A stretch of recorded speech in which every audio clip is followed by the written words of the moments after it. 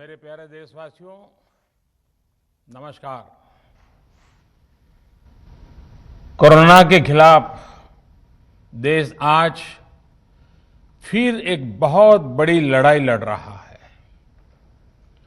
कुछ सप्ताह पहले तक स्थितियां संभली हुई थी और फिर एक कोरोना की दूसरी वेव तूफान बनकर आ गई। जो पीड़ा आपने सही है, जो पीड़ा आप सह रहे हैं, उसका मुझे पूरा एहसास है।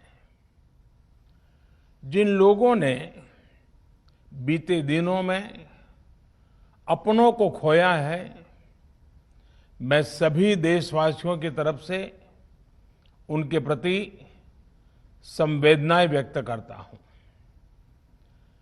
परिवार के एक सदस्य के रूप में मैं आपके दुख में शामिल हूं। चुनौती बड़ी है, लेकिन हमें मिलकर अपने संकल्प, अपने हौसले और तैयारी के साथ इसको पार करना है।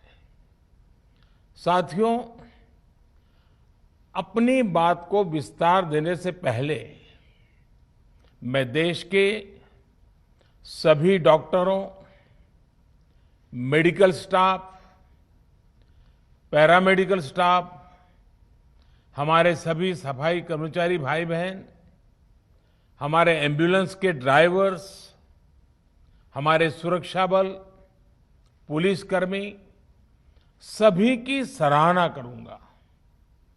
आपने कोरोना की पहली वेव में भी अपना जीवन दांव पर लगाकर लोगों को बचाया था। आज आप फिर इस संकट में अपने परिवार, अपने सुख, अपनी चिंता छोड़कर दूसरों का जीवन बचाने में दिन रात जुटे हुए हैं। साथियों, हमारे शास्त्रों में कहा गया है, त्याज्यम न धैर्यम विदुरेऽपि काले, अर्थात कठिन से कठिन समय में भी हमें धैर्य नहीं खोना चाहिए। किसी भी परिस्थिति से निपटने के लिए हम सही निर्णय लें, सही दिशा में प्रयास करें, तभी हम विजय हासिल कर सकते हैं। इसी मंत्र को सामने रखकर आज देश दिन रात काम कर रहा है। बीते कुछ दिनों में जो फैसले लिए गए हैं, जो कदम उठाए गए हैं, वो स्थिति को तेजी से सुधारेंगे।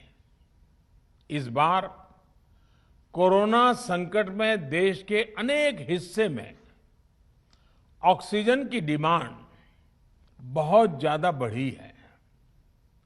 इस विषय पर तेजी से और पूरी संवेदनशीलता के साथ काम किया जा रहा है। केंद्र सरकार, राज्य सरकारें, प्राइवेट सेक्टर, सभी की पूरी कोशिश है कि हर जरूरतमंद को ऑक्सीजन मिले।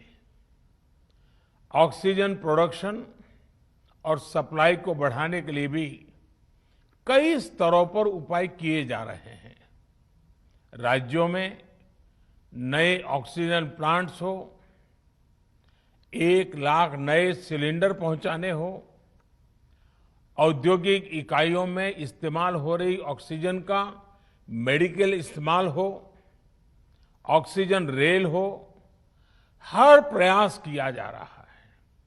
साथियों, इस बार जैसे ही कोरोना के केस बढ़े, देश के फार्मा सेक्टर ने दवाइयों का उत्पादन और बढ़ा दिया है आज जनवरी फरवरी की तुलना में देश में कई गुना ज्यादा दवाइयों का प्रोडक्शन हो रहा है।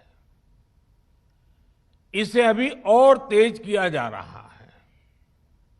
कल भी मेरी देश की फार्मा इंडस्ट्री के बड़े जो प्रमुख लोग हैं, उसके जो एक्सपर्ट लोग हैं, उनसे बहुत लंबी चर्चा हुई है। प्रोडक्शन बढ़ाने के लिए हर तरीके से दवाई कंपनियां की मदद ली जा रही है। हम सौभाग्यशाली हैं कि हमारे देश के पास इतना बड़ा मजबूत फार्मा सेक्टर है जो बहुत अच्छी और तेजी से दवाइयां बनाता है। इसके साथ ही अस्पतालों में बेड की संख्या को बढ़ाने का भी काम तेजी से चल रहा है। कुछ शहरों में ज्यादा डिमांड को देखते हुए विशेष और विशाल कोविड हॉस्पिटल बनाए जा रहे हैं। साथियों, पिछले वर्ष जब देश ने कोरोना के कुछ ही मरीज सामने आए थे, उसी समय भारत में कोरोना वायरस के खिलाफ प्रभावी वैक्सीन के लिए काम शुरू कर दिया था। हमारे वैज्ञानिकों ने दिन रात एक करके बहुत कम समय में देशवासियों के लिए वैक्सीन विकसित की है। आज दुनिया की सबसे सस्ती वैक्सीन भारत में है। भारत की कोल्ड चेन व्यवस्था के अनुकूल वैक्सीन हमारे पास है। इस प्रयास में हमारे प्राइवेट सेक्टर ने इनोवेशन और एंटरप्राइज की भावना का बेहतरीन प्रदर्शन किया है। वैक्सीन्स की अप्रूवल्स और रेगुलेटरी प्रोसेसेस को फास्ट ट्रैक पर रखने के साथ ही सभी साइंटिफिक और रेगुलेटरी मदद को बढ़ाया गया है। यह एक टीम एफर्ट है जिसके कारण हमारा Bharat 2 made in India vaccine के साथ दुनिया का सबसे बड़ा टीकाकरण अभियान शुरू कर पाया। टीकाकरण के पहले चरण से ही गति के साथ ही इस बात पर जोर दिया गया कि ज्यादा से ज्यादा क्षेत्रों तक, जरूरतमंद लोगों तक वैक्सीन पहुंचे। दुनिया में सबसे तेजी से भारत में पहले 10 करोड़, फिर 11 करोड़ और अब 12 करोड़ वैक्सीन डोज दिए गए हैं। आज कोरोना से इस लड़ाई में हमें हौसला मिलता है कि हमारे health care workers, frontline corona warriors और सीनियर सिटीजन्स के एक बड़े हिस्से को वैक्सीन का लाभ मिल चुका है। साथियों, कल ही वैक्सीन को लेकर हुए एक और अहम फैसला भी हमने किया है। 1 मई के बाद से 18 वर्ष के ऊपर के किसी भी व्यक्ति को वैक्सीनेट किया जा सकेगा। अब भारत में जो वैक्सीन बनेगी उसका आधा हिस्सा सीधे राज्यों और अस्पतालों को भी मिलेगा। इस बीच गरीबों, बुजुर्गों, निम्न मध्यम वर्ग के लोग 45 वर्ष की आयु के ऊपर के व्यक्तियों के लिए केंद्र सरकार का जो वैक्सीन कार्यक्रम चल रहा है वो भी उतनी ही तेजी से जारी रहेगा। पहले की तरह ही सरकारी अस्पतालों में मुफ्त वैक्सीन मिलती रहेगी, जिसका फायदा, जैसा मैंने कहा, हमारे गरीब परिवार हो, हमारे मध्यम वर्ग, निम्न मध्यम वर्ग के परिवार हो, वो उनका लाभ उठा सकेंगे। साथियों, हम सभी का प्रयास जीवन बचाने के लिए है, और जीवन बचाने के लिए तो है ही। प्रयास से भी ये है कि आर्थिक गतिविधियां और आजीविका कम से कम प्रभावित हो। प्रयास का तरीका यही रखा जाए। वैक्सीनेशन को 18 वर्ष की आयु के ऊपर के लोगों के लिए ओपन करने से शहरों में जो हमारे वर्कफोर्स है उसे तेजी से वैक्सीन उपलब्ध होगी। राज्यों और केंद्र सरकार के प्रयासों से श्रमिकों को भी तेजी से वैक्सीन मिले लगेगी।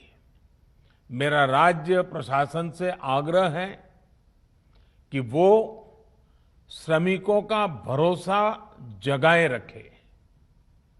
उनसे आग्रह करें कि वो जहां है वहीं रहे। राज्यों द्वारा दिया गया ये भरोसा उनकी बहुत मदद करेगा कि वो जिस शहर में हैं वहीं पर अगले कुछ दिनों में वैक्सीन भी लगेगी और उनका काम भी बंद नहीं होगा। साथियों, पिछली बार जो परिस्थितियां थी वो अभी से काफी भिन्न थी। तब हमारे पास इस वैश्विक महामारी से लड़ने के लिए कोरोना स्पेसिफिक मेडिकल इंफ्रास्ट्रक्चर नहीं था। आप याद करिए देश की क्या स्थिति थी। कोरोना टेस्टिंग के लिए पर्याप्त लैब नहीं, पीपीई का कोई प्रोडक्शन नहीं, हमारे पास इस बीमारी के ट्रीटमेंट के लिए कोई खास जानकारी भी नहीं। लेकिन बहुत ही कम समय में हमने इन चीजों में सुधार किया। आज हमारे डॉक्टरों ने कोरोना के इलाज की बहुत ही अच्छी एक्सपर्टीज हासिल कर ली है। वो ज्यादा से ज्यादा जीवन बचा रहे हैं। आज हमारे पास बड़ी मात्रा में पीपीई किट्स हैं, लैब्स का बड़ा नेटवर्क है और हम लोग टेस्टिंग की सुविधा को निरंतर बढ़ा रहे हैं। साथियों, देश ने कोरोना के खिलाफ अब तक बहुत मजबूती से और बहुत धैर्य से लड़ाई लड़ी है। इसका श्रेय आप सभी को, सभी देशवासियों को ही जाता है। अनुशासन और धैर्य के साथ कोरोना से लड़ते हुए आप देश को यहां तक लाए हैं। मुझे विश्वास है जन भागीदारी की ताकत से हम कोरोना के इस तूफान को भी परास्त कर पाएंगे। आज हम अपने चारों ओर देख रहे हैं कि कैसे कई लोग, कई सामाजिक संस्थाएं जरूरतमंदों तक मदद पहुंचाने में दिन रात जुटे हैं। दवाई पहुंचाना हो, खाने या रहने की व्यवस्था करनी हो, लोग पूरे मनोयोग के साथ काम कर रहे हैं। मैं इन सभी के सेवा भाव को आदरपूर्वक नमन करता हूं और देशवासियों से अपील करता हूं कि अधिक से अधिक मात्रा में इस संकट की घड़ी में देशवासी आगे आएं और जरूरतमंदों तक मदद पहुंचाएं। समाज के पुरुषार्थ और सेवा के संकल्प से ही हम ये लड़ाई जीत पाएंगे। मेरा युवा साथियों से अनुरोध है कि वो अपनी सोसाइटी में, मोहल्ले में, अपार्टमेंट्स में छोटी छोटी कमेटियां बनाकर कोविड अनुशासन पालन करवाने में मदद करें। हम ऐसा करेंगे तो सरकारों को न कभी कंटेनमेंट जोन लगाने की जरूरत पड़ेगी, न कर्फ्यू लगाने की जरूरत पड़ेगी और लॉकडाउन का तो सवाल ही नहीं उठता है, आवश्यकता ही नहीं पड़ेगी। स्वच्छता अभियान के समय देश में जागरूकता फैलाने के लिए मेरे बाल मित्रों ने बहुत मदद की थी। छोटे छोटे बालक, 5वीं, 7वीं, 8वीं, 10वीं में पढ़ने वाले, उन्होंने घर के लोगों को समझाया था, मनाया था। उन्होंने बड़ों को भी स्वच्छता का संदेश दिया था। आज मैं फिर अपने बाल मित्रों से एक बात विशेष तौर पर कहना चाहता हूं। मेरे बाल मित्र, घर में ऐसा माहौल बनाइए कि बिना काम, बिना कारण घर के लोग घर से बाहर न निकले। आपकी जीत बहुत बड़ा परिणाम ला सकती है। प्रचार माध्यमों से भी मेरी प्रार्थना है कि ऐसे संकट की घड़ी में वो लोगों को सतर्क और जागरूक करने के लिए जो प्रयास कर रहे हैं उसे और बढ़ाएं। इसके साथ ही इसके लिए भी काम करें कि डर का माहौल कम हो सके, लोग अफवाह और भ्रम में न आए। साथियों, आज की स्थिति में हमें देश को लॉकडाउन से बचाना है। मैं राज्यों से भी अनुरोध करूंगा कि वो लॉकडाउन को अंतिम विकल्प के रूप में ही इस्तेमाल करें। लॉकडाउन से बचने की भरपूर कोशिश करनी है और माइक्रो कंटेनमेंट जोन पर ही ध्यान केंद्रित करना है। हम अपनी अर्थव्यवस्था की सेहत भी सुधारेंगे और देशवासियों की सेहत का भी ध्यान रखेंगे। साथियों, आज नवरात्रि का आखिरी दिन है। कल रामनवमी है और मर्यादा पुरुषोत्तम श्री राम का हम सभी को यही संदेश है कि हम मर्यादाओं का पालन करें। कोरोना के इस संकट काल में कोरोना के बचने के जो भी उपाय है, कृपया करके उनका पालन 100% करिए।